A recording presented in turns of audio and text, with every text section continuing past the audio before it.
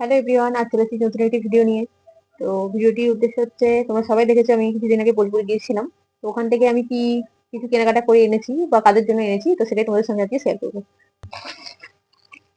তো প্রথমে দেখাই, এটা এটা হচ্ছে বীরভূমের হস্তশিল্প দ্বারা তৈরি। তো এটা মায়ের জন্য কেনা হয়েছে। আচ্ছা, এখানে একটা ছবি রয়েছে রবীন্দ্রনাথ ঠাকুরের, সঙ্গে কিছু লেখা রয়েছে, ওনার কবিতা রয়েছে, দেখতে পাচ্ছ।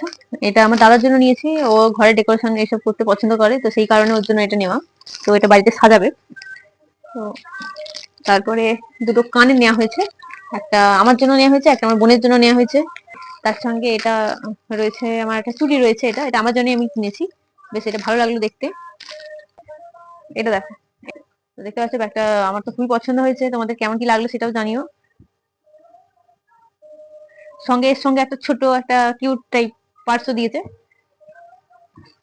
আর লাস্ট রয়েছে এটা, এটা এখানের অথেন্টিক বলতে পারো। তো এরকম আমার কোনোদিন পরা হয়নি এর আগে। তো জাস্ট এটা দেখে ভালো লাগলো তাই নিয়ে নিলাম। এটা হয়তো তোমরা পরে কোনো ভিডিওতে দেখতে পাবে। তো তোমাদের সবটা শেয়ার করলাম তোমাদের সঙ্গে। তো তোমাদের কার কেমন লাগলো অবশ্যই সেটা জানাবে। তো চলো, আজকের মতো টাটা, দেখা হবে আবার নেক্সট ভিডিওতে।